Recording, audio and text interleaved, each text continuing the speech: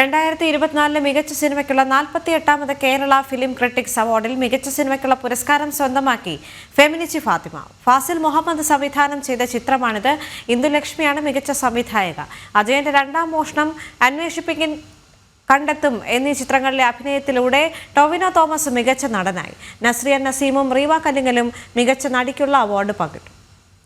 Sreenanda SP ചേരുന്നുണ്ട് വിവരങ്ങളുമായി. ശ്രീനന്ദ, നിരവധി പേർക്ക് അംഗീകാരം ലഭിച്ചിരിക്കുന്നു. 2024 മികച്ച സിനിമയ്ക്ക് ഉള്ള പുരസ്കാരം ഇത്തവണ നേടിയിരിക്കുന്നത് ഫെമിനിച്ചി ഫാത്തിമയാണ്. മറ്റ് വിവരങ്ങൾ എന്തൊക്കെയാണ്? ദേവിക, 2024 മികച്ച സിനിമയ്ക്കുള്ള 48ാമത് കേരള ഫിലിം ക്രിട്ടിക്സ് അവാർഡാണ് പ്രഖ്യാപിച്ചിരിക്കുന്നത്.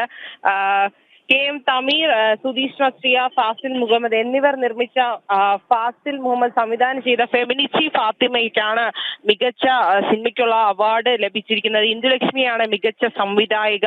അജയന്റെ രണ്ടാം മോഷണം, അന്വേഷിപ്പിൻ കണ്ടെത്തുവിൻ എന്നീ ചിത്രങ്ങളിലൂടെ അഭിനയത്തിലൂടെ ടൊവിനോ തോമസ് ആണ് മികച്ച നടനായി തിരഞ്ഞെടുക്കപ്പെട്ടിരിക്കുന്നത്. നസ്രിയ നസീമും റിവ കല്ലിങ്ങലും എന്നിവർ രണ്ടുപേർക്കും നിലവിലുള്ള അവാർഡുകൾ പങ്കിടും. മികച്ച നടിക്കുള്ള അവാർഡാണ് പങ്കിടുന്നത്.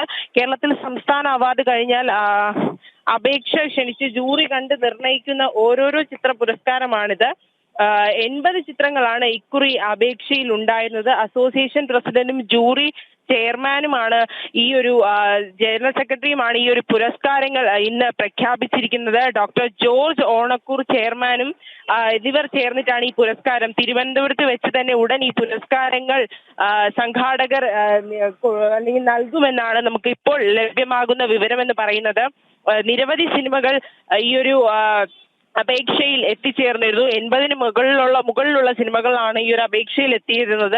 അതിൽ നിന്നാണ് ഈ സിനിമ ഫെമിനിച്ചി ഫാത്തിമ എന്ന സിനിമ ഈ ഒരു പുരസ്കാര നേട്ടം സ്വന്തമാക്കിയിരിക്കുന്നത്.